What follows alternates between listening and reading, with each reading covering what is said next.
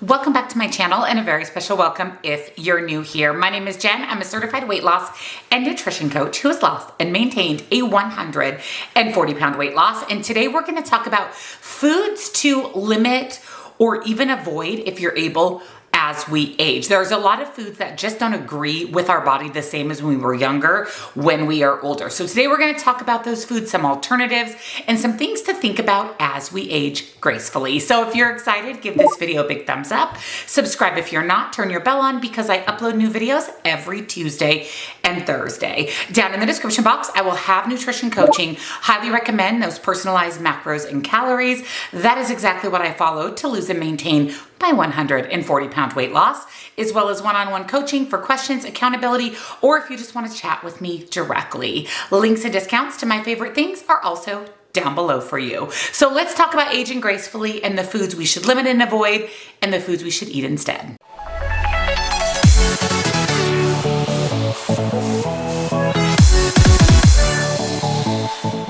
Limiting processed foods, as well as foods that are high in sugar, unhealthy, saturated fat, and salt can really help us age a little bit more healthily. It's also important to make sure that we're eating throughout the day. We can often forget to eat. That never happens to me, but I do hear that a lot. And it is important to eat throughout the day, especially as we get older, to keep our metabolism going. A balanced diet can be challenging at times, but I do want to give you some tips and tricks on how to get that balanced diet with age. So there are some foods that we should really limit, especially as we age. I would say really over the age of 50. Number one is ultra processed foods. Now these are considered to not be very healthy at any age, but they can be worse for our body the older we get. They typically have high sodium, preservatives, and ingredients that maybe aren't the best for us. And they can actually worsen problems that come naturally with age. Second is sugar. Consuming too much sugar. Again, we shouldn't be doing this our entire life, but our body, again, processes foods and things a little bit differently as we age.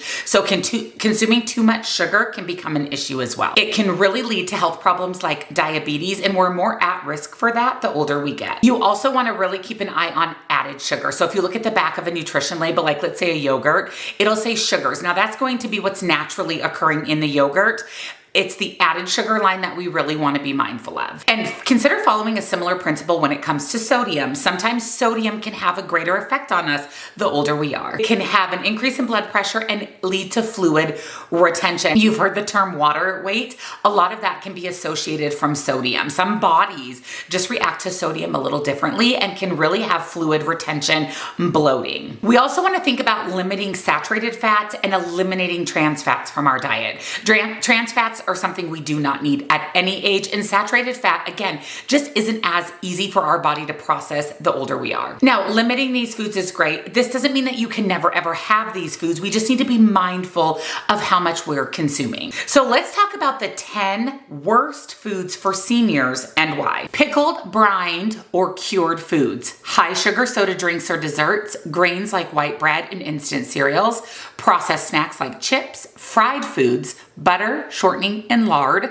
red or processed meats, deli salads, and high-fat dairy or unpasteurized dairy, and any raw foods or undercooked foods like eggs, meats, or even batter. And one other thing to think about is as we age, our body becomes a little bit more sensitive to alcohol.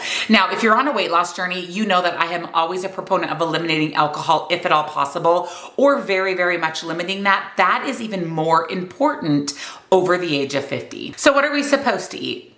What are older adults supposed to eat? To help promote healthy aging, we really want to focus on a diet of whole, real foods. Fresh or frozen fruits and vegetables, whole grains, lean animal and plant proteins, and healthy fats like low-fat dairy, nuts, or avocados.